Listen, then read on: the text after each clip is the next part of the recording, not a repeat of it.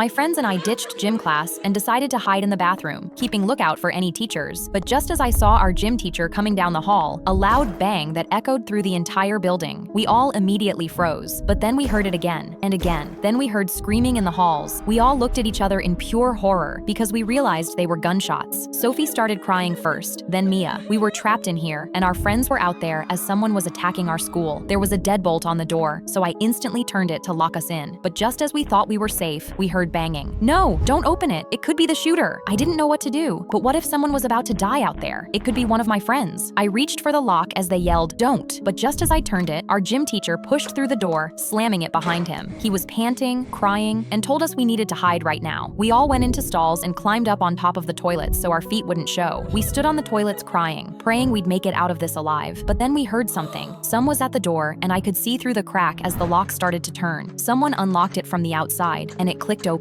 Mia gasped. I watched as someone walked in, and when I saw them holding an assault rifle, I could barely stay quiet. I prayed he might just leave. Maybe he wouldn't see us. But as he walked closer, I realized who it was. Him and I grew up together and had been childhood friends our whole lives. Everyone at school called him the weird kid, but I was always nice to him no matter what, even if he didn't have many friends. I always knew he had a crush on me, and that broke my heart because I would have never expected him to do this. Mia gasped as we heard him kick open the first stall door. I had to put my hand over her mouth just to stop her from breathing too loud as he kept kicking them open. He was getting closer, and I was waiting for someone to do something. Then I saw his feet below mine. I felt Mia's tears rolling down my hand, and he kicked the door. Mia screamed, and we stood there as he pointed the gun at us. We were face to face, and just before he pulled the trigger, he looked at me. He saw me, and suddenly, his expression changed. His eyes locked onto mine, and something shifted in his face. He just froze, gun still pointed at us, and he just stared at me. I saw the kid who used to catch frogs and race me by the pond, now threatening to shoot me. I saw a tear roll down his cheek, and in that moment, he turned around and started walking out. I was shaking and heard the other stall burst open. Our teacher ran at him and tackled him to the ground, and the gun went sliding across the tile. Our teacher was wrestling him until he pulled out a knife. He started pushing it towards our teacher, getting closer to impaling him in the neck, and I knew someone had to do something. I jumped off the toilet and picked up the gun, and just before the knife cut him in the throat, I hit him in the back of the head with the gun as hard as I could. He collapsed on the ground just as the police burst in.